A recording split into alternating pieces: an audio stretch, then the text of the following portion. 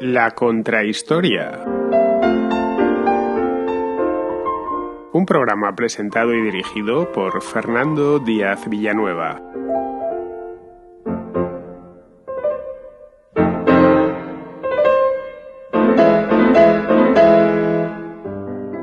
Constantinopla y Estambul, dos nombres para una ciudad que fue cabeza de dos imperios, puente entre dos continentes y terminal del comercio asiático. Pocos lugares han irradiado tanto esplendor como ella. Primero fue capital del Imperio Romano de Oriente, más conocido como Imperio Bizantino, durante más de 1000 años, el doble de tiempo que Roma fue la capital de su equivalente occidental. Más tarde, a partir de 1453, cuando la ciudad fue conquistada por las tropas del sultán Mehmed, pasó a ser el centro político, económico y cultural del Imperio Otomano durante otros 4 siglos y medio. Ninguna otra ciudad en la historia del mundo ha sido capital de dos imperios tan extensos, pero tan distintos, como lo fueron el bizantino y el otomano. Uno se consideraba el centro de la cristiandad y el otro el centro del islam. En el primero, junto al emperador, se encontraba el patriarca, y desde allí se iluminaba toda la cristiandad. En el segundo, el sultán era, a su vez, el califa, pero hubo una continuidad geográfica entre ambos, e incluso cultural. Ocuparon los mismos territorios del sudeste de Europa, el Mediterráneo oriental, África del Norte y el Levante. En ambos periodos, la ciudad se convirtió en un imán para comerciantes y artistas. Para entender el papel que esta ciudad ha jugado en la historia, no hay más que mirar el mapa. Su ubicación geográfica es única. Desde Constantinopla se controlan los estrechos que dan acceso al Mar Negro, y el Bósforo es tan angosto que permite pasar de Europa a Asia, cruzando un canal de agua que en su punto más estrecho tiene apenas 1 kilómetro de anchura. Si nos acercamos más, descubrimos que posee un puerto natural envidiable. La ensenada del Cuerno de Oro permite albergar grandes flotas, que podían protegerse con una cadena tendida sobre las aguas. Junto al Cuerno de Oro se proyecta una península que permite fortificar la ciudad levantando una muralla en el istmo y en todo su perímetro costero para hacerla prácticamente inexpugnable a cualquier ataque por tierra o por mar. Un lugar semejante, también dotado por la naturaleza, no podía pasar desapercibido. En el siglo VII a.C., colonos griegos llegados desde Mégara se establecieron allí, fundando una pequeña ciudad a la que llamaron Byzantion, es decir, Bizancio. Pero no sería hasta mucho tiempo después, hasta el año 330, pero después de Cristo, cuando se convirtió en la nueva capital del Imperio Romano. Fue en ese momento cuando adquirió el nombre de Constantinopla, a modo de homenaje para el emperador Constantino. A finales de ese siglo el imperio quedó partido en dos. Constantinopla pasó a ser la capital de su parte oriental, mientras Rávena lo sería de la occidental. Durante buena parte de la Edad Media sería la ciudad más grande y más rica del continente europeo, pero el imperio decayó paulatinamente y con él Constantinopla. En 1453 los otomanos se apoderaron de ella tras un asedio de 8 semanas. La ciudad renació, convertida en capital de un nuevo imperio que alcanzó su punto álgido un siglo después, en tiempos del sultán Solimán el Magnífico. Los otomanos llegaron a controlar buena parte de Europa del Este y a plantarse en las mismas puertas de Viena. Constantinopla creció y se transformó de nuevo en un emporio comercial extraordinariamente cosmopolita. Los sultanes la rehicieron a su gusto, levantando fastuosos palacios y mezquitas sobre la antigua ciudad bizantina, pero volvió a decaer con el declive del Imperio Otomano. Hoy, ya convertida en Estambul, es de nuevo la mayor ciudad de Europa.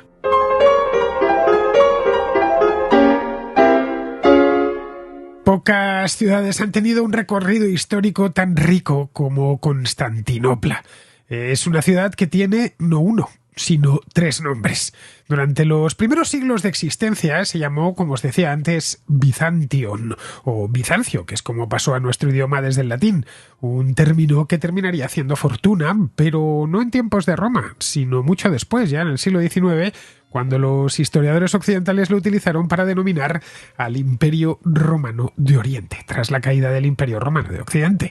En el siglo IV después de Cristo pasó a llamarse Constantinopla y convertirse primero en la capital de todo el Imperio Romano y luego en la capital del Imperio Romano de Oriente, es decir, del Imperio Bizantino, que es como se le conoce por una cuestión de convención.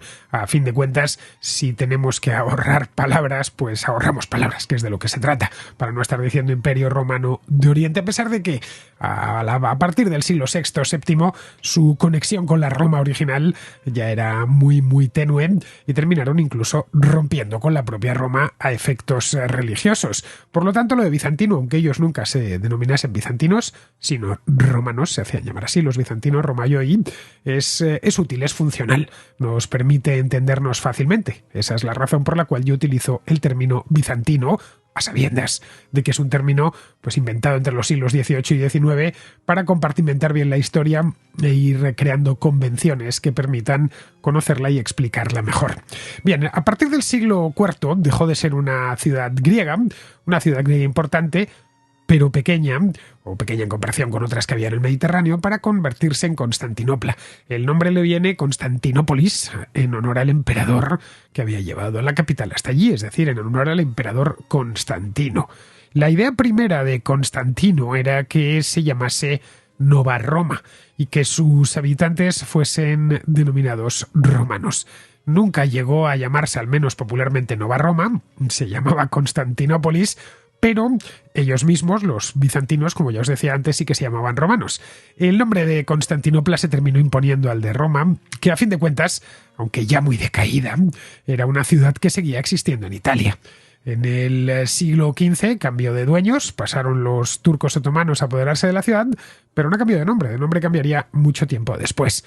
Los otomanos siguieron llamándola Constantinopla, concretamente en turco Constantini, durante varios siglos, hasta ya bien entrado el siglo XX, cuando decidieron rebautizarla oficialmente como Estambul. Esta terminología de Estambul se adoptó porque buena parte de la población ya la conocía la ciudad de esa manera. La gente de otras partes del imperio comenzó a utilizar la palabra Istanpolin, que significa a la ciudad. En turco está adaptado del griego, a la ciudad es Eistanpolin. Eso pasó al turco y se quedó como Istambul, que es como se conoce en turco. Era una manera coloquial de referirse a la ciudad de Constantinopla.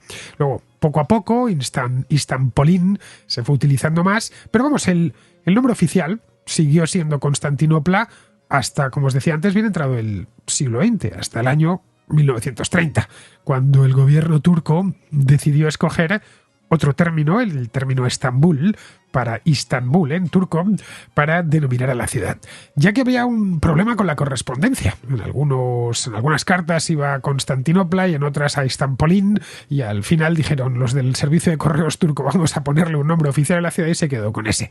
En tanto que la ciudad tenía dos nombres, pues podía llegar a ser algo problemático a la hora de clasificar las cartas. Para entonces, de cualquier manera, el término Istanpolin ya había terminado en el turco Istambul. Pero la historia de la ciudad es muy larga, así que lo suyo es que empecemos por el principio.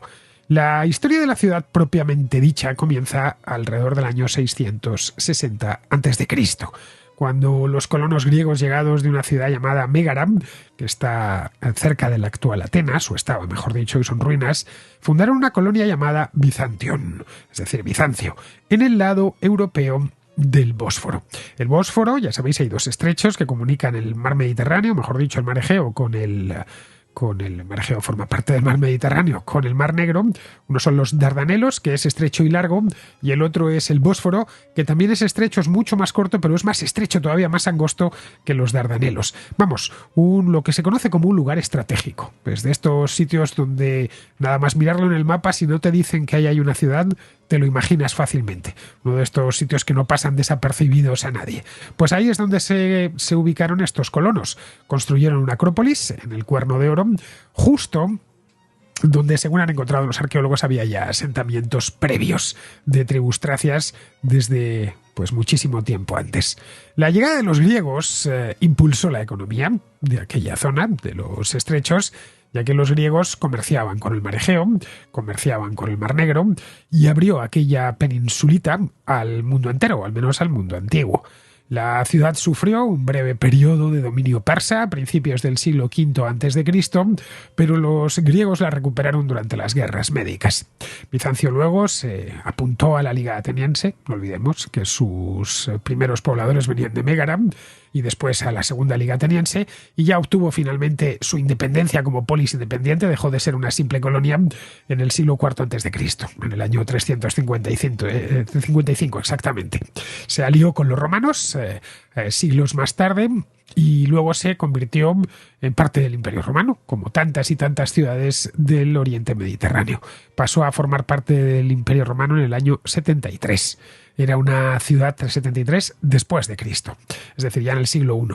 Era una ciudad importante, como os decía antes, aunque solo sea por su ubicación geográfica, que es una ubicación geográfica privilegiada, pero más como puerto de paso que como centro político. Durante buena parte del Imperio Romano, prácticamente todo el Imperio Romano, hasta la llegada de Constantino, Bizancio no era ni siquiera capital de provincia. La capital de la Tracia romana, el Bósforo siempre dividió dos provincias romanas, la capital de la Tracia romana, que era lo que estaba en el lado europeo, era una ciudad llamada Perinto, que está a no mucha distancia, que son ruinas de nuevo, a no mucha distancia de Estambul, en la costa del mar de Mármara, y al otro lado del Bósforo se abría la provincia de Bitinia, que está, lo cubriría, para que nos hagamos una idea, el norte de la actual República de Turquía. La capital de Bitinia era Nicomedia. Nicomedia, muy cerquita de Nicea, por cierto, está también en la costa del Mar de Mármara, a no mucha distancia, aproximadamente a la misma distancia que Perinto. Es decir, no estaban en el mismo estrecho, como le sucedía a Bizancio. Pero era una ciudad próspera. No tenía poder político, no había poder político allí, pero una ciudad próspera, ya que su situación era y sigue siendo envidiable, como puerto ubicado en el mismo estrecho del Bósforo. El problema de Bizancio, del Bizancio romano, era su defensa. Es una ciudad muy interesante, pero también difícil de defender.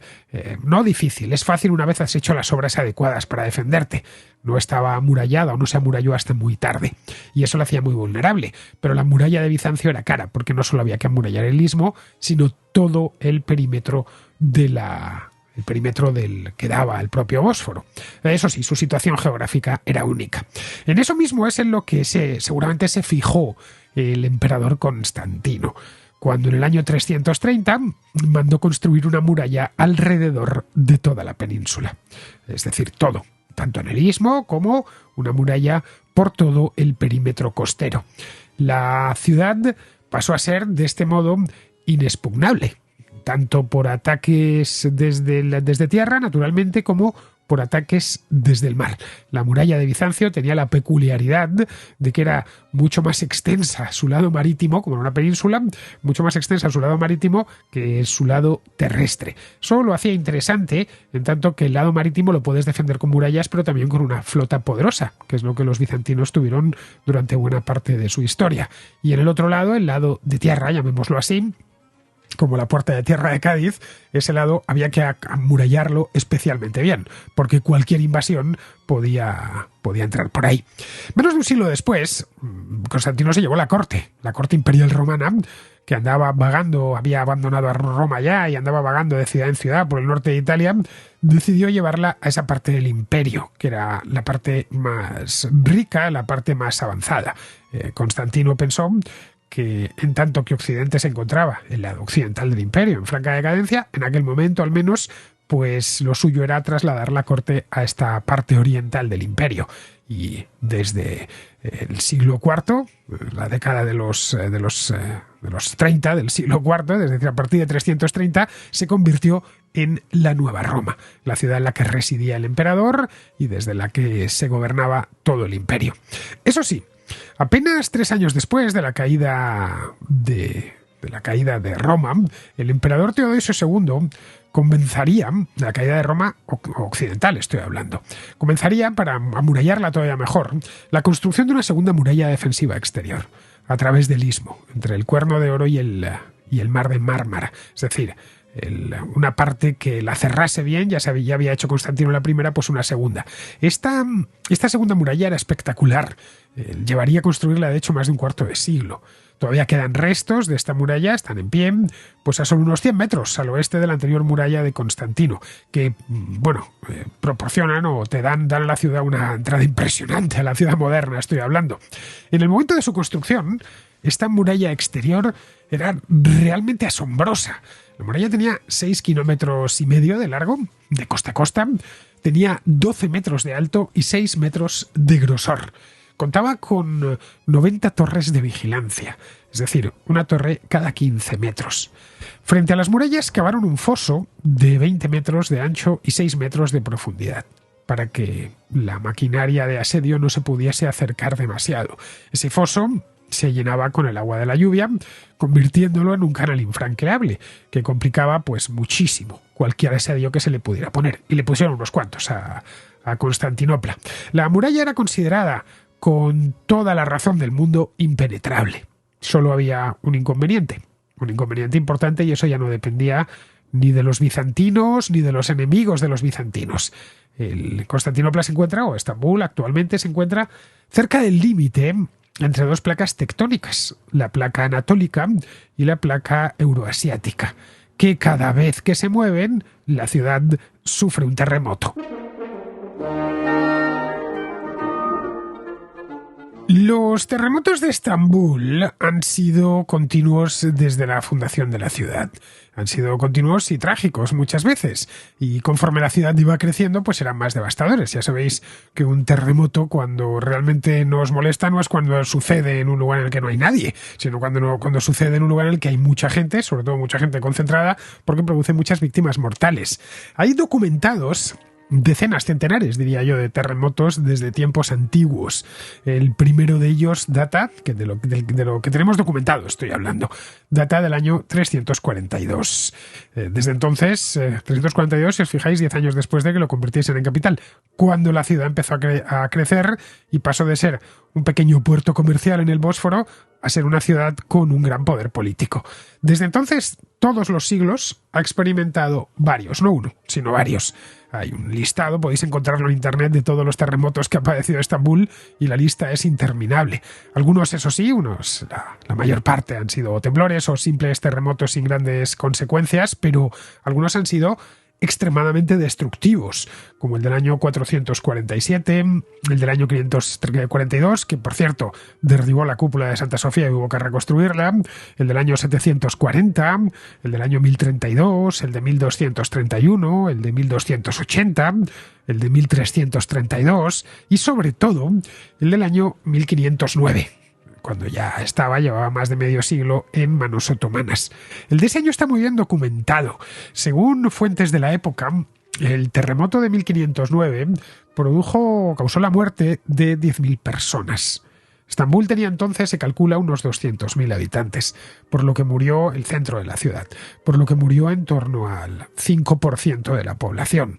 Nos puede parecer que si mueren 10.000 personas en un terremoto, bueno, siempre son muchísimas, incluso en nuestro mundo, pero en comparación con lo que hemos podido ver en terremotos recientes, en ciertas partes del mundo, nos puede llegar a parecer, entre comillas, hasta poco. Bien, en aquel entonces 10.000 personas era una barbaridad.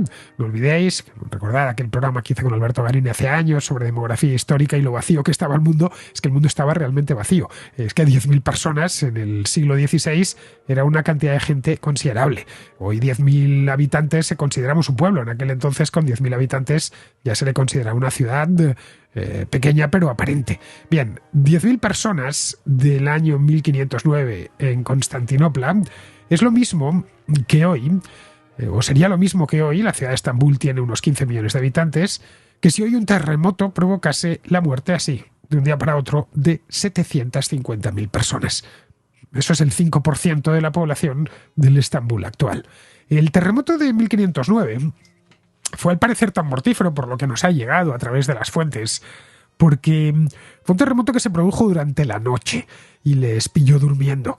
Recordaréis hace unos años que hubo un terremoto también en Turquía, aunque en la otra parte del país, en Gaziantep, en la parte oriental, cerca ya de Siria, que sucedió algo parecido.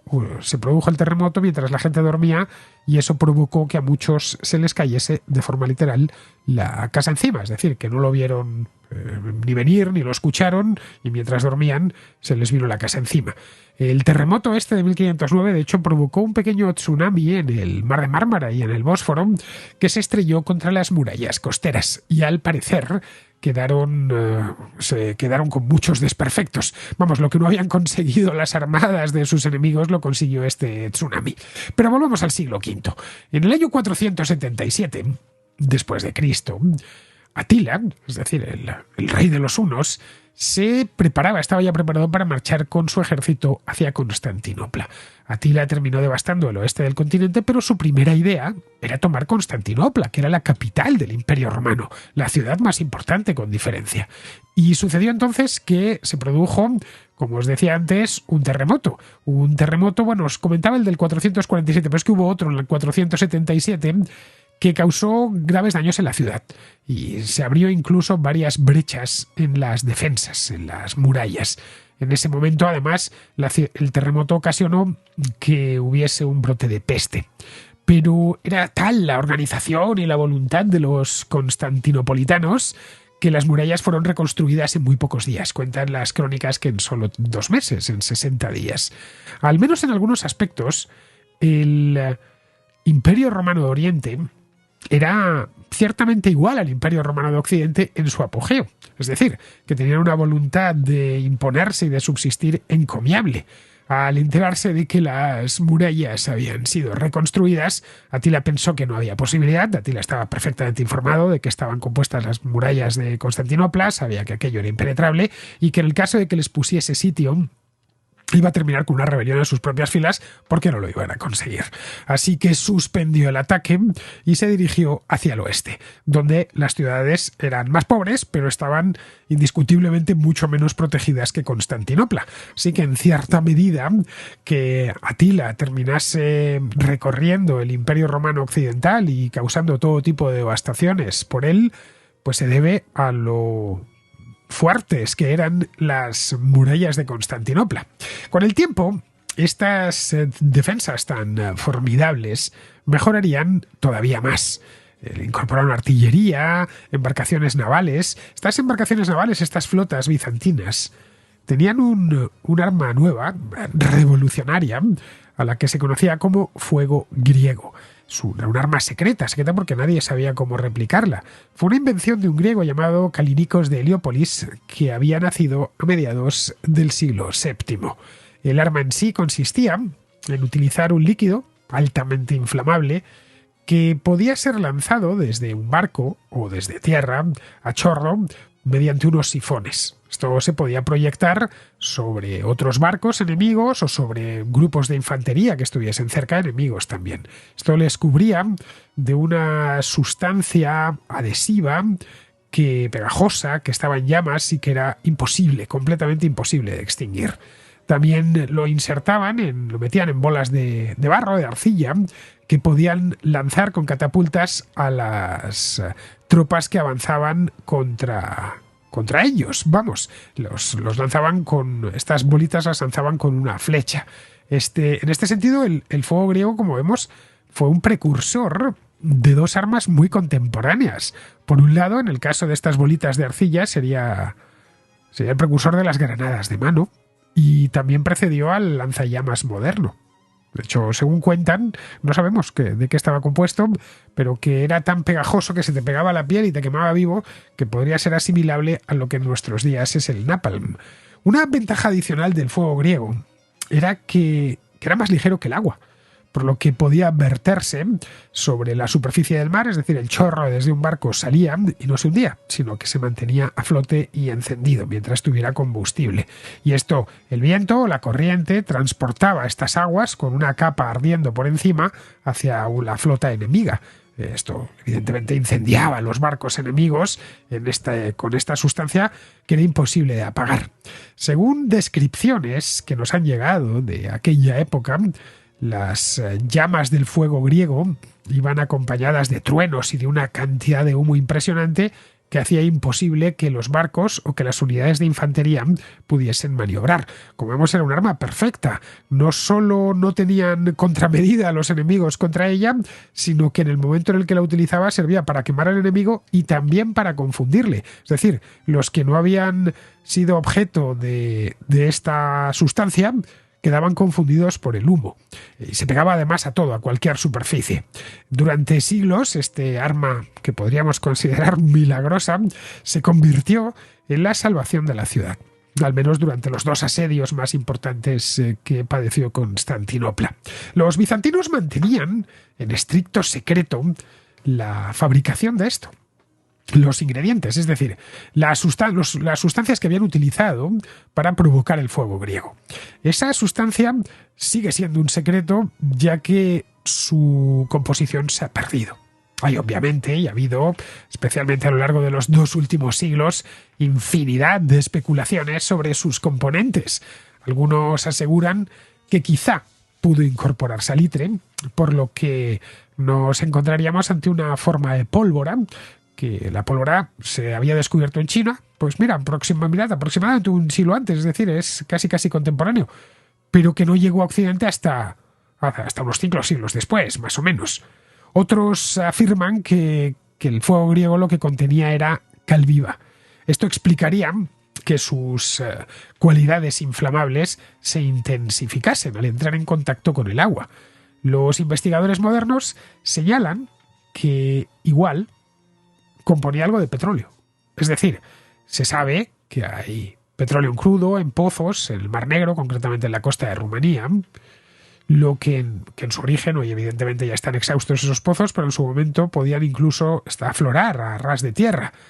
Igual lo traían de allí, de ese petróleo, pero claro, esto nos diría otra cosa, y es que los alquimistas bizantinos habían aprendido a destilar el petróleo con mucho tiempo de antelación y lo mezclaban con resinas para incrementar su capacidad de pegar, su capacidad adhesiva. Si el secreto del fuego griego no se hubiese perdido, el curso de la historia habría cambiado, sin duda. Imaginemos las consecuencias, vamos a plantearlo de otra manera.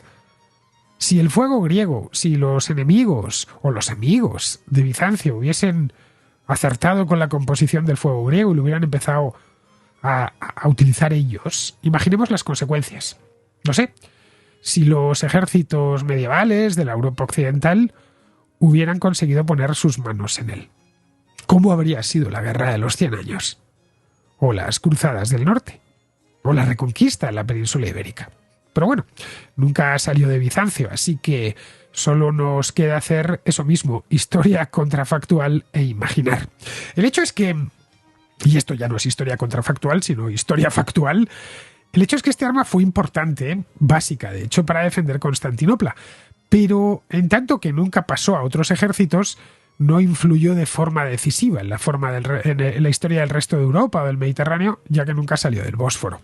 Como veremos, esto resultaría ser una característica muy definitoria del propio Imperio bizantino, que durante siglos se mantuvo a la defensiva, cosechando derrotas, también victorias, por supuesto, con algunos momentos de expansión, pero encogiendo de forma paulatina desde su punto álgido, durante el reinado de Justiniano en el siglo XI, cuando los emperadores bizantinos conquistaron buena parte de Italia, el norte de África y ciertas zonas de la lejana Hispania.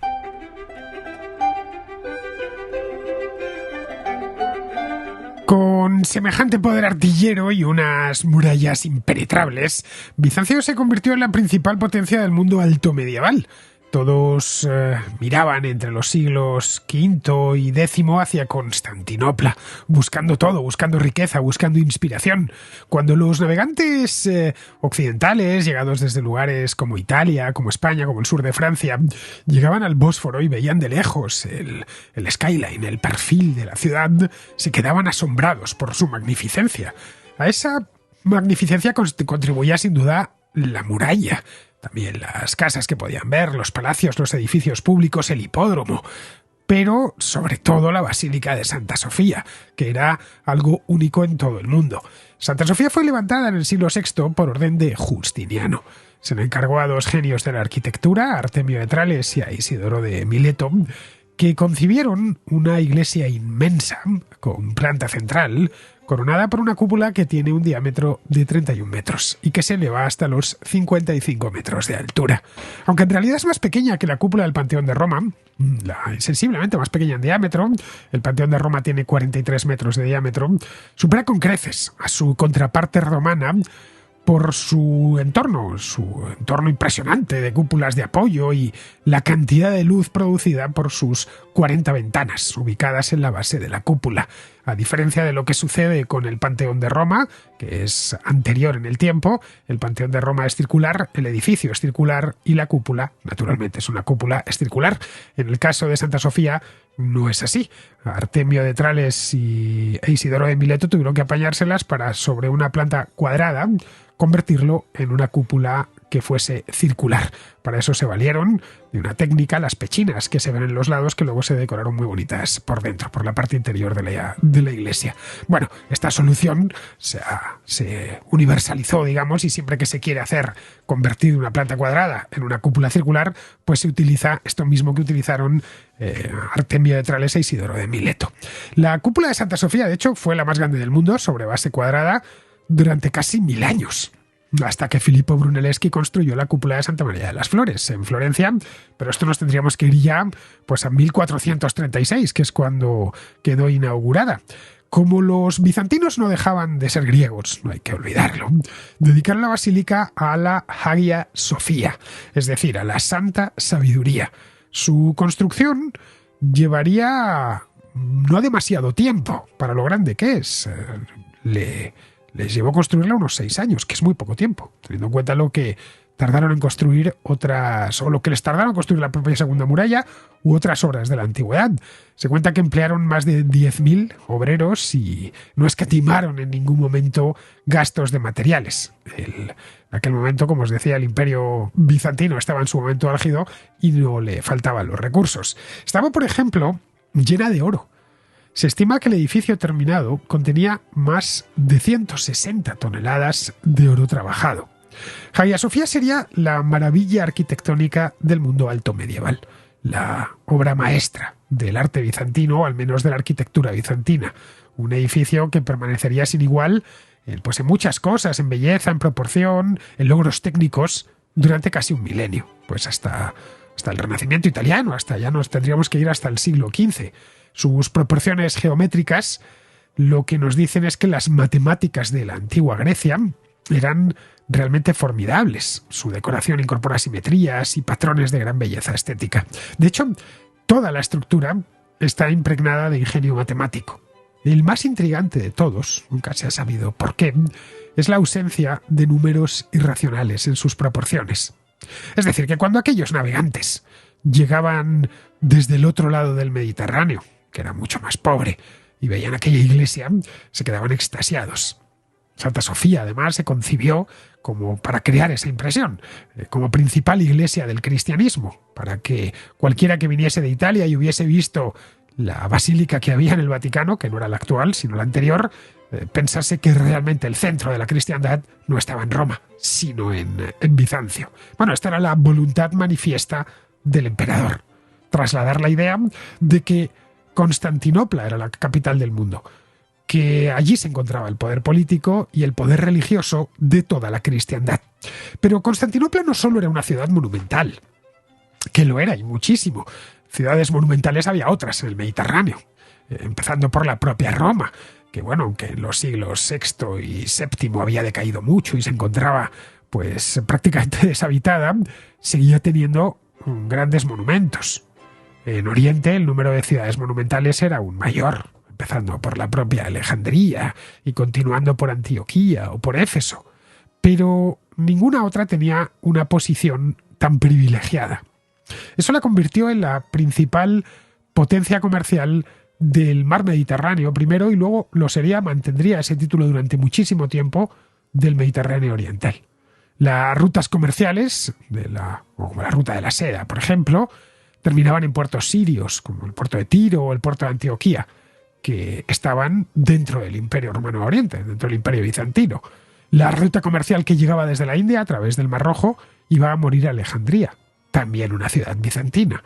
Eso otorgaba a Constantinopla un monopolio sobre el comercio entre Oriente y Occidente. Un comercio que estaba formado esencialmente por artículos de lujo, pero que era importantísimo y que movía muchísima riqueza. Todas las rutas marítimas de Oriente se controlaban desde allí, desde Constantinopla. Por la ruta de la seda, entraban productos muy lucrativos y muy demandados, como la propia seda, la lleva la palabra implícito, o las especias, sobre todo las especias, que luego se vendían en Europa a precios astronómicos.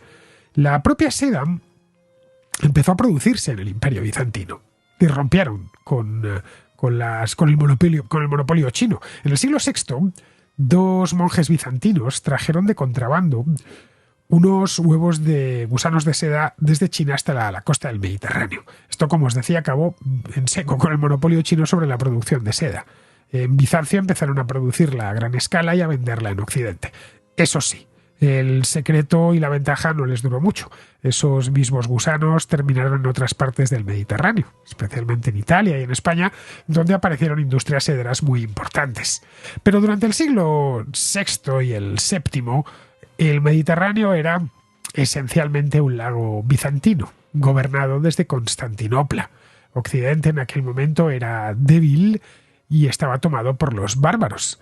En el siglo VI, los visigodos, los francos, los ostrogodos y otros pueblos germánicos invadieron las tres grandes provincias del Imperio Romano Occidental, que eran Hispania, las Galias y la propia Italia.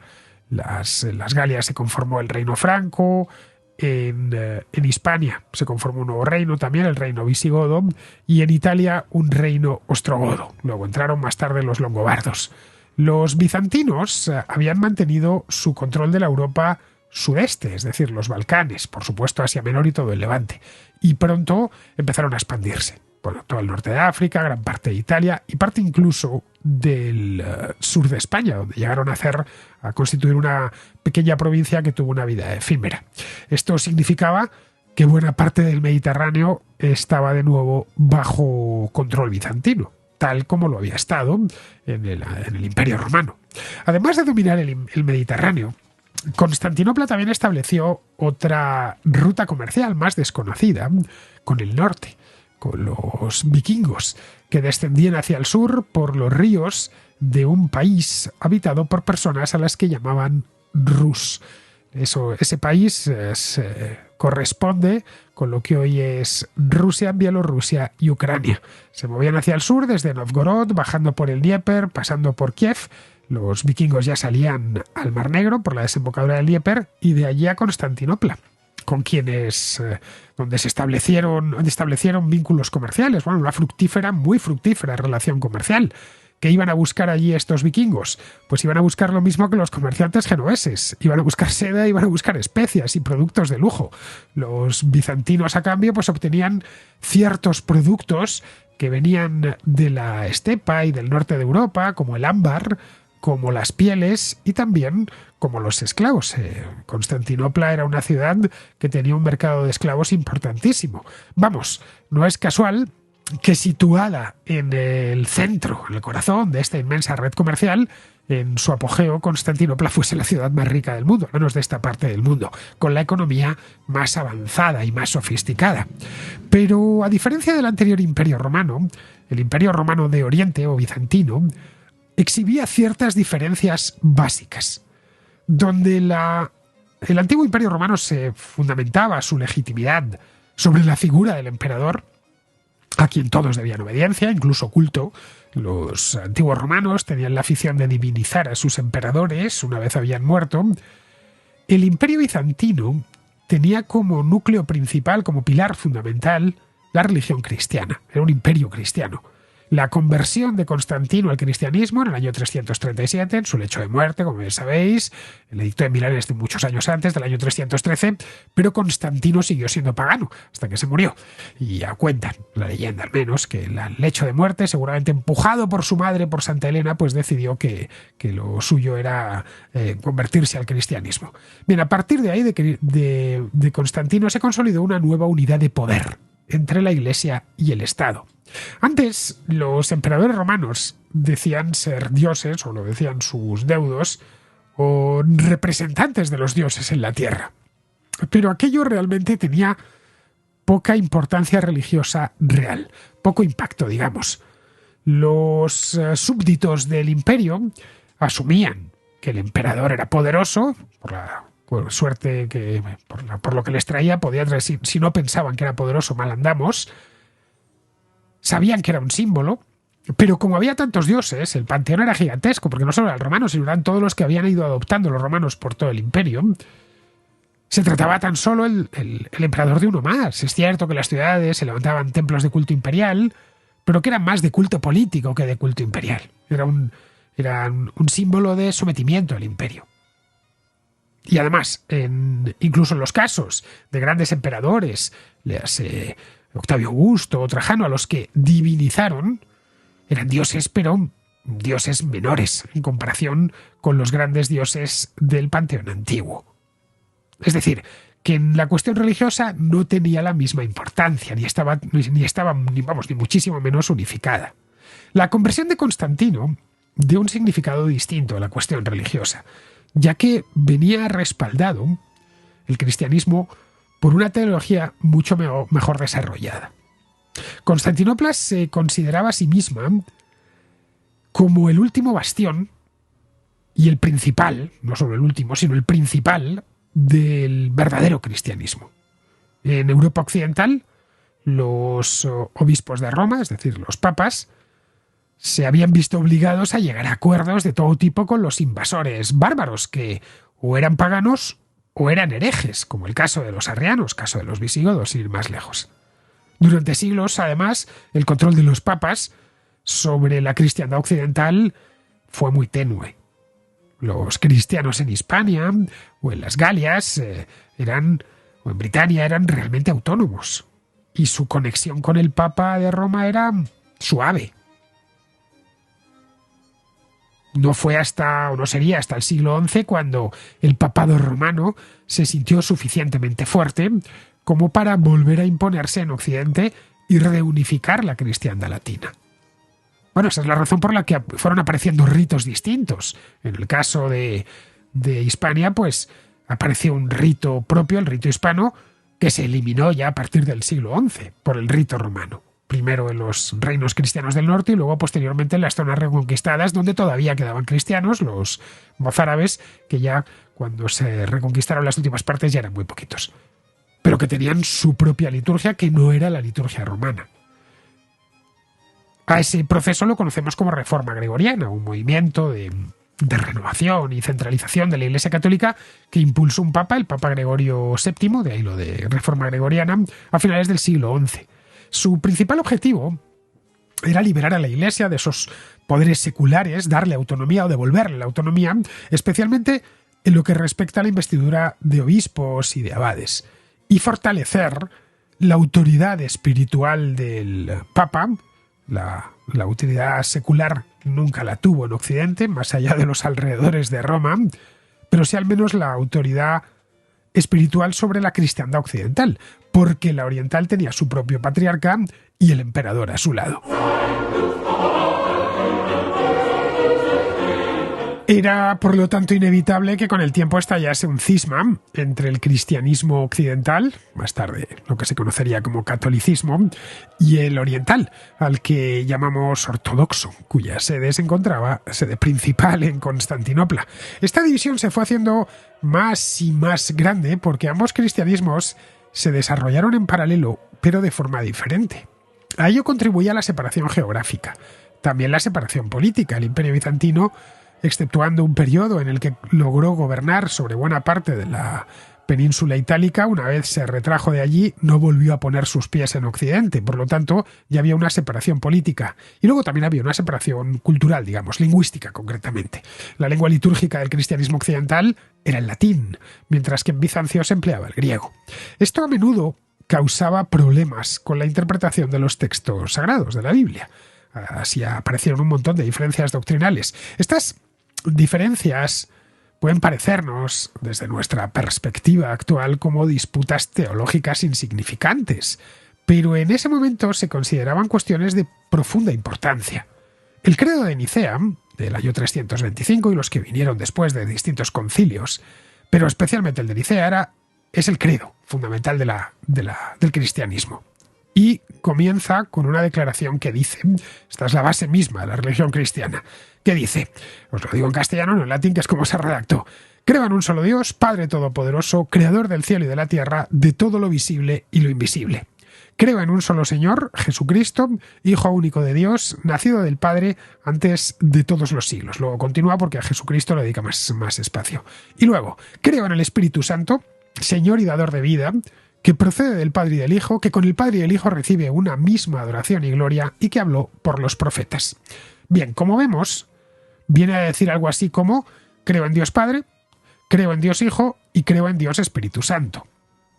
Esto nos puede parecer normal porque lo hemos oído muchas veces, pero dentro de una religión que se autoproclama como monoteísta, esta Santísima Trinidad siempre va a presentar dificultades. ¿Podría considerarse a este trío como una misma cosa?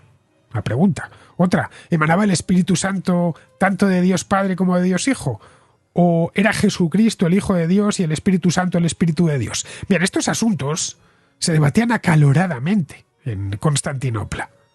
Vamos, no en vano, la palabra bizantino ha entrado en nuestro idioma como sinónimo de complicado. Y cuando hablamos de una discusión bizantina, es siempre para referirnos a una discusión que no lleva a ningún sitio sobre temas generalmente baladíes. Alguien está discutiendo por tonterías, pues se dice: dejad ya esta discusión bizantina que no conduce a ninguna parte. Utilizamos el adjetivo bizantino de forma despectiva, en este caso, para decir algo que discutir sobre estupideces, o cuando nos queremos referir a un problema complicado, pero complicado a la fuerza, que sea complicado a propósito. Bien, estas disputas teológicas durarían siglos, hasta que finalmente, en el año 1054, acabaron en un cisma formal entre el cristianismo latino y el bizantino. Antes había habido ya problemas relativos a los iconos. En Bizancio, especialmente tras la conquista musulmana, hubo varios movimientos iconoclastas que venían a decir que no se podían representar imágenes sagradas. Al final los iconoclastas terminaron siendo derrotados, pero ocasionaron muchísima inestabilidad en el Imperio Otomano, cosa que no sucedió en el lado occidental. No hubo la iconoclasia, no tuvo esa misma fuerza. Al final terminaron rompiendo, ya en el año 1054, y la razón fue la llamada cláusula filioque. Esto os lo expliqué en una contrahistoria que hice hace ya bastante tiempo. La cláusula filioque es una adición a la versión latina del credo de Nicea, del credo niceno, que afirma que el Espíritu Santo procede del Padre y del Hijo. Los que habéis estudiado latín lo sabréis. Que, conjunción copulativa, que viene a significar, significa y latín, y griega, en español, vamos, senatus populusque romanus, el Senado y el pueblo romano. Bueno, en este caso, del Padre y del Hijo, filioque. En la versión griega dice que solo viene del Padre. Puede parecernos una tontería, pero a efectos teológicos no lo es. Para la Iglesia Católica, el filioque subraya la unidad y la igualdad entre el Padre y el Hijo, así como la participación activa, digamos, del Hijo en la misión del Espíritu Santo. Para las iglesias ortodoxas, la procesión del Espíritu Santo, únicamente del Padre, enfatiza la distinción entre las personas de la Trinidad y la primacía del Padre como fuente de la divinidad. En fin, esta historia fue lo que ocasionó el cisma de Oriente. Pero regresemos a Constantino. En origen, el doble papel de Constantino, como emperador y jefe de la Iglesia, era el patriarca, no lo olvidemos, estaba allí, era uno de los patriarcados. Había más patriarcados, uno era el de Roma, Alejandría, Antioquía, etcétera, Jerusalén, pero era la famosa pentarquía de la Alta Edad Media. Pero el patriarca en Constantinopla era importante, pero era una especie de adjunto al emperador. Este cesaropapismo tuvo ciertos efectos beneficiosos. Bueno, uno de ellos, sin ir más lejos y muy visual, es la Basílica de Santa Sofía, que acabamos de ver, y que estaba concebida para que el emperador se sentase bajo su cúpula. Esto lo explicó Alberto Garín en una contrahistoria que hicimos, de estas que hacíamos en vivo durante la pandemia. Explicaba cómo la planta central original era esta y concebida y utilizada como planta central. Que en el caso de que se volviese a decir misa en Santa Sofía, la planta no se utilizaría para lo que fue concebida. La idea era divinizar o semidivinizar al emperador. El emperador era el representante directo y su asistente era el patriarca. El otro beneficio de la combinación de poder religioso y secular fue la expansión del cristianismo mediante misiones, que viajaron por las rutas comerciales que venían del norte. Esas rutas por las que bajaban los comerciantes vikingos que os decía antes. Es decir, por esas regiones donde habitaban los rus. En el año 869, es decir, en el siglo IX, un hombre que conocemos como San Cirilo se inventó un alfabeto para estos pueblos orientales, estos pueblos eslavos, para que pudiesen escribir su idioma. Bueno, y también para que los misioneros pudieran usar textos bíblicos en el idioma local para su trabajo propiamente misionero. Las letras de este alfabeto se basaban en el alfabeto griego y se conocerían como alfabeto glagolítico. Más tarde se adaptaría a una forma que se extendió por toda Europa del Este, por Rusia, por el Cáucaso, incluso por Asia Central, donde se sigue utilizando en la actualidad. Ahora se le conoce, eso sí, como alfabeto cirílico en honor a su pionero, a este monje bizantino, a San Cirilo. Todos estos desarrollos que hicieron misioneros desempeñaron un papel muy importante en la conversión de estos pueblos eslavos orientales al cristianismo. El Rus de Kiev, por ejemplo, se había convertido al cristianismo 2 años antes de que apreciase el alfabeto cirílico, en el año 867. Y eso tuvo una consecuencia directa. La consecuencia de que los pueblos de esa zona adoptasen el cristianismo ortodoxo y ciertas costumbres extraídas de los bizantinos, como la de convertir al gobernante, es decir, al zar, en el caso de los rusos, en el representante de Dios en la tierra. No es casual que los actuales nacionalistas rusos hablen de Moscú como la tercera Roma.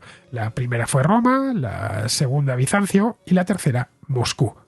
Este intercambio cultural entre la ciudad de Constantinopla y el norte de Europa funcionó en ambos sentidos. En la dirección opuesta, a lo largo de estas rutas comerciales, llegaron los vikingos que traían sobre todo productos, pero que muchos de ellos se quedaron a vivir en Constantinopla. De hecho, hicieron sentir su presencia. Guerreros vikingos, también gente llegada del Rus de Kiev, fueron reclutados para el ejército bizantino. Es más, la llamada Guardia Varega, que daba protección personal al emperador, era de origen vikingo. Entre estos vikingos inmigrantes, llamémoslos así, se encontraba Harald Sigurdsson, que prestó servicio en todo el Mediterráneo, desde Sicilia hasta Tierra Santa, y que más tarde se convertiría en rey de Noruega. La Guardia Varega fue adquiriendo importancia como guardia personal del emperador, especialmente cuando el ejército bizantino comenzó a contratar tropas mercenarias que eran algo menos confiables para controlar a las regiones remotas del imperio. Esa presencia de los vikingos en Constantinopla todavía podemos verla hoy. Hay grafitis grabados en la piedra por mercenarios vikingos en forma de runas, que estos grafitis todavía se pueden contemplar en Santa Sofía. Pero ese estímulo inicial que vino bien a ambas partes, tanto a la Iglesia como a la parte, digamos, secular o política, es decir, esto de unir poder secular y religioso, empezó a tener un efecto perjudicial en la vida cultural bizantina. Pronto todo se llenó de rituales complejos y de supersticiones, es decir, de lo que hoy conoceríamos como bizantinismo. En la propia Santa Sofía se puede ya atisbar eso. Lo que os contaba antes, lo de evitar cualquier número irracional en la construcción de la basílica, o la obsesión con el oro como medio artístico. El oro era la sustancia que inspiraba el trabajo de los alquimistas. No es casual que la hechicería y la alquimia se tornase tan popular entre los ciudadanos de Constantinopla. La astrología también cobró una vida inusitada, a pesar de haber sido prohibida en los primeros días del cristianismo. En el reinado del emperador Manuel I Comneno, esto es a mediados del siglo XI, el propio emperador empleaba a un sinnúmero de astrólogos para guiarse en todo, tanto en sus asuntos personales como políticos. Es decir, no le pedía opinión al patriarca, le pedía opinión a sus astrólogos. Pero el declive de la cultura bizantina es más evidente en su arte. Las esculturas naturalistas, coloridas, fluidas de la antigua Grecia y de la antigua Roma dieron paso a iconos dorados, estilizados, que representan a santos y a figuras bíblicas. Lo que en su momento parecía una expresión libre e imaginativa, pronto se convirtió en la única forma de expresión pictórica permitida. El hecho es que, como capital del Imperio Romano, Constantinopla había acumulado en su interior la ciudad muchas obras clásicas de filosofía, de ciencia, de arte, de arquitectura, de todos los tipos. En Occidente, esas bibliotecas, Occidente nunca había sido tan rico como Constantinopla, pero muchas de esas bibliotecas habían sido destruidas por los bárbaros, cosa que no sucedió en Constantinopla, que acumuló mucho conocimiento, que de otro modo se habría perdido. Obras de Platón, de Aristóteles, de Arquímedes, etc., sobrevivieron en las bibliotecas de Constantinopla mucho tiempo después de que otras copias hubieran desaparecido o se hubieran perdido para siempre. Muchos de estos libros almacenados no se leían en Constantinopla, porque se consideraba que aquello era sabiduría pagana, que una sabiduría que no tenía cabida alguna en un imperio cristiano. Otros fueron reutilizados utilizando un método que ya se había utilizado mucho en la antigua Roma, para aprovechar mejor los pergaminos. Los textos antiguos en rollos de pergaminos se raspaban para eliminar su escritura anterior, de modo que se pudiera escribir un nuevo texto y se formaba entonces lo que se conoce como palimpsesto.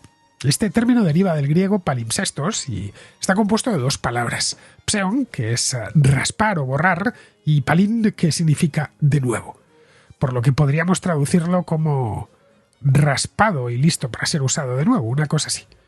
No sabemos cuántas, pero seguramente muchas, más de las que sería deseable, obras del mundo antiguo, me refiero, fueron raspadas para escribir sobre ellas textos religiosos bizantinos. El pergamino, como bien sabéis, se obtiene de la piel de las ovejas y era caro, muy caro de producir y, bueno, había que aprovecharlo. Bueno, más o menos lo mismo que hacemos nosotros con los discos duros cuando no tenemos mucho espacio. Borramos información antigua y dejamos la nueva. De hecho, hay palimpsestos digitales. Un buen ingeniero informático, alguien que sepa de informática forense, nos va a poder reconstruir lo que hemos tenido en el disco duro durante un tiempo. Pues lo mismo pasaba con estos palimpsestos, que investigaciones ya modernas han visto que estaban escritos sobre sobre en ocasiones dos textos anteriores. A medida que la cultura bizantina en Constantinopla decaía, sofocada obviamente por la ortodoxia religiosa, la falta de pensamiento creativo, una nueva religión surgía a 2.500 kilómetros de allí, en lo más profundo del desierto arábigo. En el año 610, la religión revelada al profeta Mahoma comenzó a impulsar las energías espirituales, las intelectuales, también las físicas, por cierto, del pueblo árabe. Al principio esta era una religión puramente guerrera. En el año 629 Mahoma conquistó la Meca.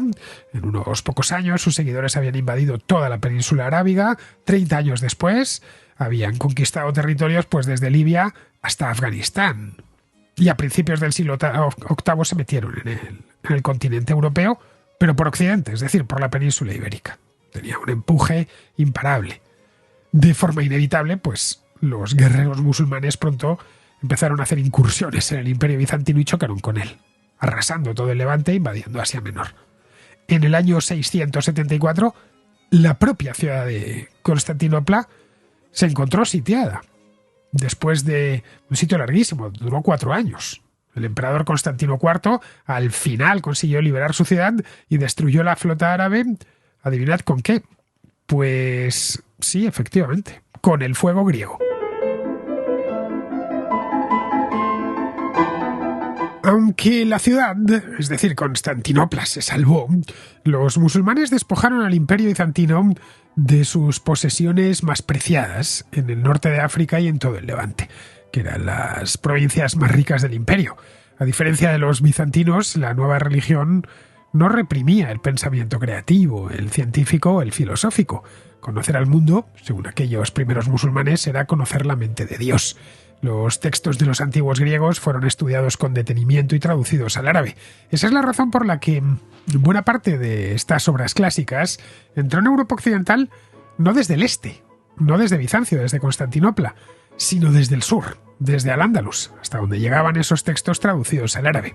A principios del siglo XIV, Osman I se convirtió en el líder de una pequeña tribu turca, musulmanes sunitas, que vivían en la costa sur del mar de Mármara, a unos 100 kilómetros por mar de Constantinopla. En una conquista relámpago, como la de los árabes, los seguidores de Osman, los osmanlis, conocidos por nosotros como otomanos, siguieron hacia el este a través de Anatolia y luego hacia el norte y el oeste, hacia los Balcanes. Constantinopla quedó completamente rodeada. Los monjes ortodoxos huyeron a Europa occidental, llevando consigo muchos tesoros culturales, todos los que pudieron. Lo más importante es que entre estos tesoros había un montón de rollos, algunos con las obras de Platón, Aristóteles, que no habían sido objeto de un palimpsesto, que no hayan sido raspadas, y muchos permanecían todavía desconocidos en Occidente. Cuando se tradujeron al latín, estas obras pues desencadenaron una fiebre por todo lo clásico, especialmente en Italia y luego ya en toda Europa occidental. En Italia especialmente porque allí se consideraban herederos directos del Imperio Romano.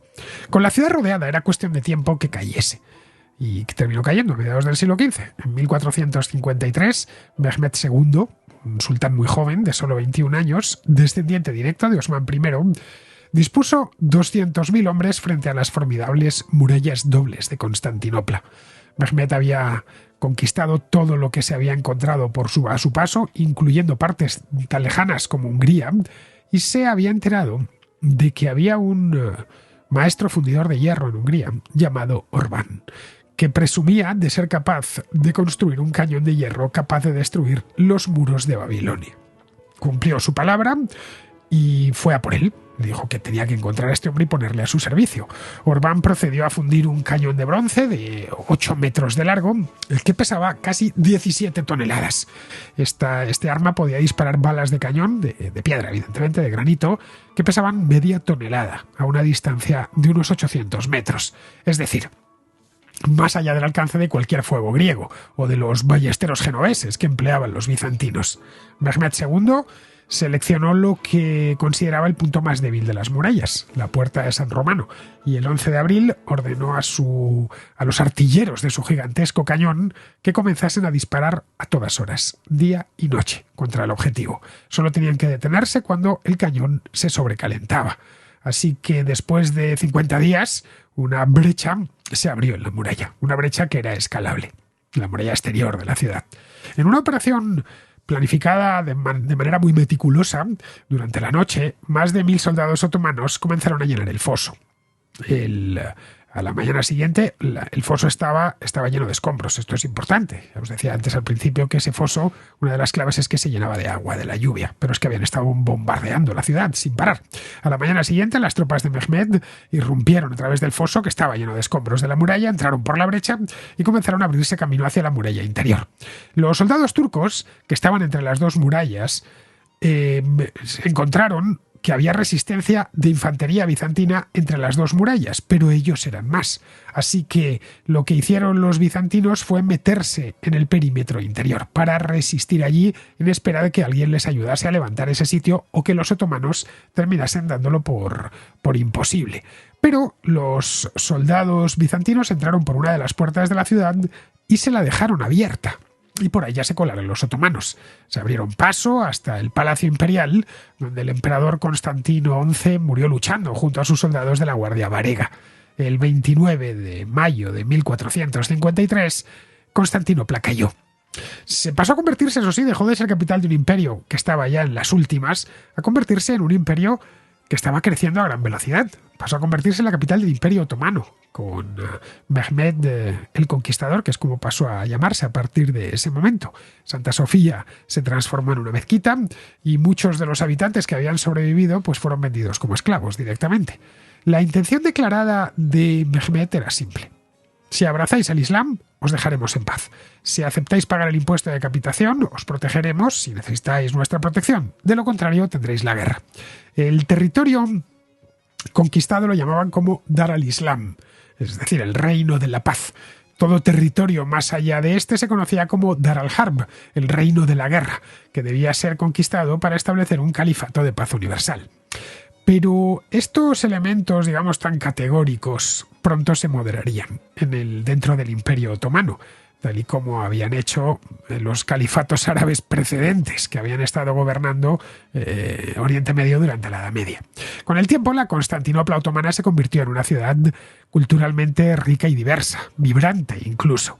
A los creyentes de otras religiones se les permitía mantener su fe e incluso ocupar cargos de autoridad, pero se les exigía pagar un tributo, un impuesto especial por el privilegio de hacerlo. Esto si lo comparamos, por ejemplo, con lo que era Europa Occidental en aquella época, estamos hablando de los siglos XVI, XVII, en esa misma época Europa Occidental estaba desangrada en guerras religiosas. Era inconcebible que en un principado protestante se aceptase a los católicos o que en un principado católico se aceptase a los protestantes. No digamos ya a los infieles. Bien, pues esto en el Imperio Otomano era bastante común. Esa es la razón por la que se toleraban todas las religiones, aunque el sultán, eso sí era musulmán. Es más, era el jefe espiritual de todos los musulmanes. Era el califa. Con Constantinopla en las manos, los otomanos continuaron su campaña de conquista. Marcharon rápidamente hacia el norte por la costa dálmata. Y luego, en el año 1476, se plantaron incluso en las puertas de Venecia. Esto, un vigía que estaba apostado en lo alto de un campanario en Venecia, vio que había incendios en las colinas que estaban ya en tierra firme. Venecia está en el centro de una laguna, en unas islas, y vio que eran los exploradores avanzados del ejército otomano y que iban a tomar la ciudad. Venecia envió inmediatamente una delegación a Constantinopla para pedir la paz, y la ciudad se salvó. Pero eso no detuvo la obsesión otomana con Italia y con otras regiones de Italia. En 1479 el ejército otomano invadió Otranto, en el talón de la bota italiana, lo que les daba el control a la entrada del sur del Adriático. Nunca se sabrá hasta dónde se pretendían avanzar. No se sabrá porque 2 años más tarde murió Mehmed el Conquistador y las tropas turcas se retiraron pues de manera tan repentina como habían llegado. Ya con el nieto de Mehmed el Conquistador, Selim I, el imperio se expandió, siguió expandiéndose, pero ahora hacia el este. Derrotaron al califato mameluco en Egipto, luego avanzaron hacia las ciudades santas de la Meca y Medina. Tras estas conquistas, Selim I decidió asumir el título de califa. Es un cargo que habían ocupado anteriormente siempre un descendiente del profeta Mahoma. El imperio otomano, digamos, que había alcanzado la mayoría de edad. Y ahora era el califato del mundo musulmán con su centro en Constantinopla, no en la Meca, ni en Damasco, ni en el Cairo. Selim I demostró ser además un hombre de profundas contradicciones. A pesar de adquirir el título de Selim el Severo, fue un tipo muy culto, fue un consumado poeta, tanto en árabe como en persa, y fomentó un renacimiento cultural en su corte de Constantinopla. Al mismo tiempo, emitía un decreto que prohibía, so pena de muerte, la importación de la imprenta. Consideraba que era una máquina del diablo y que no tenía lugar en el Imperio Otomano. Sus cortesanos sabían lo suficiente de él como para tomárselo en serio, así que no se atrevieron. Selim era conocido por su temperamento explosivo. Bueno, tan explosivo que ejecutó a 7 de sus grandes visires durante su reinado, que solo duró 8 años. Durante los siglos siguientes, que fueron siglos de muchísimo progreso en el occidente de Europa, y la arrogancia otomana hacia los avances occidentales sería un rasgo predominante del imperio. A pesar de la posición del sultán como jefe del califato, en el que la religión musulmana pues prohíbe cualquier representación de la forma humana, existen retratos de casi todos los sultanes otomanos. Algunos pintados por artistas venecianos de la talla de, qué sé yo, Bellini o de Tiziano. Este fue el preludio del que probablemente sea el sultán más glorioso del imperio. 45 años reinó nada menos, el hijo de Selim I, que sería conocido como Solimán el Magnífico. Su reinado establecería o conseguiría que la Constantinopla musulmana fuese de nuevo una ciudad de importancia mundial. Para el año 1550, el centro de la ciudad tenía más de 200.000 habitantes y con sus alrededores superaba los 600.000. Solimán gobernaba un imperio de 25 millones de habitantes. Más importante aún, Constantinopla custodiaba, o desde Constantinopla se custodiaba la Meca, que era el centro espiritual del Islam, una religión que se había extendido pues por buena parte de África, por todo Oriente Medio, por partes de la India, de Asia Central, llegaba incluso hasta las Filipinas. O ha llegado, por lo menos, en última instancia hasta las Filipinas, pero sí hasta el sudeste asiático. Solimán el Magnífico era un hombre muy polifacético. dirigió personalmente al ejército otomano hasta las puertas de Viena. También supervisó una reforma del imperio. Se hizo ayudar por un gran visir llamado Makbul Ibrahim Pasha, al que conocían como Ibrahim el Favorito. Examinó Ibrahim el Favorito los decretos de todos los predecesores de Solimán el Magnífico y eliminó todas las contradicciones legales que había y creó un nuevo conjunto de leyes para todo el imperio. Pasha viajó a Egipto para asegurar a los muftíes del Cairo, que se consideraban los principales teólogos del Islam, que esas reformas civiles no iban a salirse nunca de la ley sagrada musulmana, de la Sharia. Este nuevo código, que se conoció como Ley Otomana, se implementaría por igual en todo el imperio durante los siguientes 3 siglos. Pasha también demostró ser un hábil diplomático, negoció grandes acuerdos, tanto con Venecia como con Francia. Pero luego Pasha cayó en desgracia. Solimán le hizo estrangular hasta la muerte por verdugos durante una cena, tras lo cual dejó de ser conocido como Pasha el Favorito y pasó a ser Pasha el Ejecutado. El proyecto más duradero y visible, desde luego, de la época de Solimán el Magnífico fue el programa de construcción que alentó dentro de los muros de Constantinopla y que transformaría la cara de la ciudad. Contrató al arquitecto Minar Sinan y juntos se embarcaron en la construcción de una serie de hermosas y magníficas mezquitas.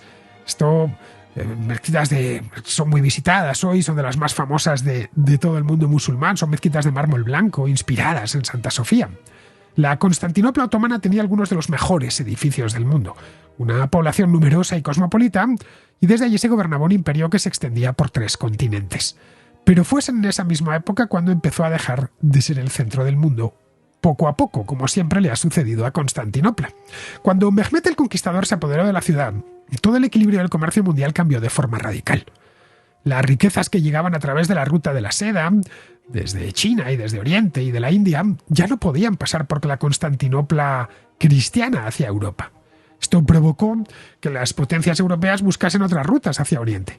Los portugueses consiguieron rodear el Cabo de Buena Esperanza apenas 35 años después de la caída de Constantinopla y plantarse en la India ellos mismos. En la misma década en la que los portugueses llegaron a la India, unos años antes, los españoles, con la intención de llegar a China por una ruta hacia el oeste, se encontraron con América. Los franceses, los holandeses, los ingleses pronto seguirían su estela. Había comenzado una nueva era, la de los descubrimientos, que llevaría la colonización, la presencia europea por todo el mundo. El disparador de aquello fue la conquista otomana de Constantinopla en 1453. No era esa la intención de los conquistadores otomanos de Mehmed, pero es lo que en el medio plazo consiguieron. Durante los siglos XVI y XVII, la Constantinopla otomana mantuvo su importancia como capital de un imperio en el Mediterráneo oriental. Ese imperio alcanzó su punto álgido entre los siglos XVI y XVII, pero no pudo avanzar hacia Occidente, ya que otro imperio que había aparecido en ese mismo siglo XVI, el Imperio Español, se lo impidió. A partir del siglo XVIII, los cristianos del centro y del este de Europa empezaron a rebelarse contra sus amos otomanos. Para la época napoleónica, el Imperio otomano estaba ya muy alicaído y poco después era ya el hombre enfermo de Europa. Constantinopla seguía siendo una ciudad importante, pero palidecía frente a las grandes metrópolis de Occidente, como Londres o París. Tampoco era ya una gran capital comercial, como lo había sido durante buena parte de su historia. A partir del siglo XVI, y como consecuencia de la era de los descubrimientos, emergieron algunas ciudades en la costa occidental de Europa que le tomaron el relevo. Estas ciudades son bien conocidas: Sevilla, Lisboa, Amberes, Ámsterdam o Londres. La capital otomana fue decayendo poco a poco, pero manteniendo su encanto oriental, de puerta entre Oriente y Occidente. Tras la Primera Guerra Mundial, el Imperio otomano fue derrotado y desapareció. Constantinopla se integró pocos años después estuvo ocupada por los británicos durante unos años, y se integró luego dentro de la nueva República de Turquía, pero no como capital, sino como simple capital de provincia. A pesar de ello, a lo largo del siglo XX ha seguido siendo una ciudad importante y ha seguido creciendo. Hoy, de hecho, de nuevo, es la mayor ciudad de Europa. Espero que os haya gustado esta historia de Constantinopla, la ciudad de los dos imperios que tanto fascina a todo aquel que la visita. Es un complemento a estas contrahistorias que estamos haciendo José Sotochica y yo sobre el Imperio Otomano y que continuaremos. Un complemento importante porque permite al contraescucha tener una visión más general. Bien, pasamos ya al contrasello donde aguardan los contraescuchas con sus dudas y sus reflexiones históricas. El contrasello. El espacio de ruegos, preguntas y reflexiones de la contrahistoria. Empezamos con Pedro, que nos habla de los sitios de Zaragoza. Hola, Fernando. Oye, que eres un tío muy divertido y que haces el programa genial. Bueno, los varios programas que haces. ¿Por qué no haces una contrahistoria sobre los sitios de Zaragoza de 1808 y 1809? Ojo que aquí la peña, yo soy de Zaragoza, tuvo valor, ¿eh? Aquí estaban todos locos porque enfrentarse al invicto ejército de Napoleón era una auténtica locura. Y aquí se unieron todos y como un solo hombre le plantaron cara. Lo dicho, una auténtica locura. La población al 50% muerta, entre enfermedades, hambre y balas de los franceses. Así que yo creo que merece mucho la pena hacer una buena contrahistoria sobre este tema. Un saludo. Pues me parece una muy buena idea, Pedro, hacer un programa sobre los sitios de Zaragoza en 1808 y 1809. Fueron dos de los asedios más famosos de la Guerra de la Independencia.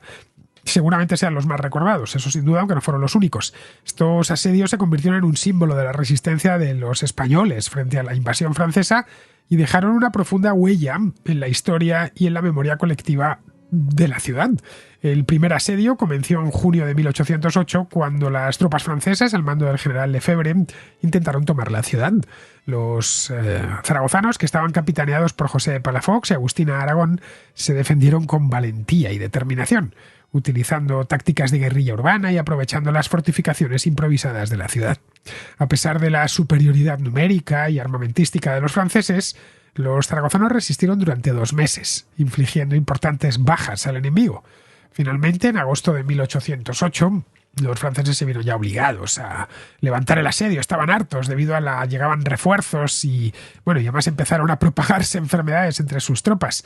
Luego, ya unos meses más tarde, en diciembre de 1808, los franceses regresaron, ahora con un nuevo general, con el mariscal Lannes, que volvieron a sitiar Zaragoza con un ejército todavía mayor y mejor equipado. La ciudad estaba muy debilitada por el primer asedio y no andaba muy sobrada de recursos, así que se enfrentó a una situación todavía más desesperada. A pesar de ello, los zaragozanos resistieron con una tenacidad admirable. Lucharon casa por casa y calle por calle. La ciudad tuvo que padecer bombardeos constantes y una epidemia de tifus que diezmó a la población. Tras 2 meses de asedio, en febrero de 1809, Zaragoza terminó capitulando ante los franceses. Estaba completamente exhausta y devastada. Los sitios de Zaragoza se convirtieron en un símbolo de la resistencia española contra Napoleón y luego en todo un ejemplo de heroísmo y de patriotismo. La ciudad quedó prácticamente destruida, pero ese sacrificio contribuyó a mantener viva la lucha por la independencia, porque el sitio fue comentado por toda España. La figura de Agustina de Aragón, por ejemplo, que se destacó por su valentía en la defensa de la ciudad, se convirtió en todo un icono de la resistencia. Los sitios de Zaragoza, a partir de ahí ya, inspiraron muchísimas obras literarias y artísticas que perpetuaron la memoria de esta gesta. Así que si encuentro un colaborador que de Zaragoza se entiende que quiera hacer este programa conmigo, pues será mejor todavía, porque así incorporaremos acento aragonés a un programa sobre los sitios de Zaragoza. Bien, vamos ahora con Javier, que es de El Salvador y que nos habla de los filibusteros de William Walker. Y estaba escuchando tu contracorte de el Monte Rushmore y me dio la curiosidad que mencionaste las campañas expansionistas de Estados Unidos y quería pedirte si podías hacer una contrahistoria o un contracorte, no sé si da para una contrahistoria, respecto a la campaña nacional de los filibusteros comandada por William Walker. en Centroamérica por parte del ejército de los Estados Unidos. Recuerdo que mi abuelo me contaba, él era militar, de lo orgulloso que estaba el ejército centroamericano, le llamaba él, porque dice que se unieron los ejércitos de Centroamérica y le ganaron la guerra a Estados Unidos. Entonces, de lo orgulloso que se sentían los militares de la campaña contra los filibusteros. Pero realmente yo no conozco muy a fondo la historia y nada, me gustaría pedirte eso. Un abrazo y gracias por el programa. El otro día traté muy por encima estas campañas de los filibusteros y hablé brevemente del caso de William Walker y sus campañas de filibusterismo en Centroamérica. La figura de William Walker, la verdad es que realmente merece una contrahistoria porque es fascinante. Creó un ejército para expandir Estados Unidos por toda Centroamérica, partiendo de la idea esta del destino manifiesto, de la que os hablaba en aquella contrahistoria, que la hice, hace muy poco tiempo, hace apenas unas semanas. Su objetivo principal era establecer colonias esclavistas en estos territorios. Primero colonias estadounidenses que se convirtiesen, o pobladas por estadounidenses que se convirtiesen en territorios y luego ya en estados. Lo quería aprovechar la debilidad de estas repúblicas que estaban recién independizadas de España, la inestabilidad política que arrastraban, las guerras civiles que azotaban aquella región. Fueron varias las campañas de Walker. La primera no fue en Centroamérica, fue en Norteamérica todavía, en la Baja California y en Sonora. Walker intentó conquistar estos territorios mexicanos después de la guerra entre México y Estados Unidos. Proclamó incluso una república muy efímera, la de la Baja California y la de la República de Sonora, pero sus expediciones fracasaron, porque los mexicanos obviamente se resistieron y los Estados Unidos no le prestaron apoyo. La segunda incursión o la segunda expedición de Walker fue la de Nicaragua. Esto ya fue en 1855. Walker se metió de lleno en la guerra civil nicaragüense apoyando a uno de los bandos, al bando liberal. Tras una serie de victorias militares, se proclamó incluso presidente de Nicaragua en 1856. Legalizó la esclavitud e intentó anexionar el país a Estados Unidos. Su gobierno fue derrocado al año siguiente por una coalición de países centroamericanos. Su última expedición, su última aventura, fue en 1860 y fue en Honduras. Walker intentó tomar el control del país, pero fue capturado y ya al final las autoridades hondureñas, que estaban hartísimas de él, lo terminaron ejecutando. Bien, como veis, así la presentación general promete mucho. Me gustaría, me tendría que poner con ello, pero me parece un muy buen tema para la contrahistoria. De una manera u otra, en el futuro lo haré. Bien, queridos, pues hasta aquí llega la contrahistoria de hoy. Espero que os haya gustado. Y con esto, pues nada, me despido de todos vosotros. Hasta la próxima contrahistoria.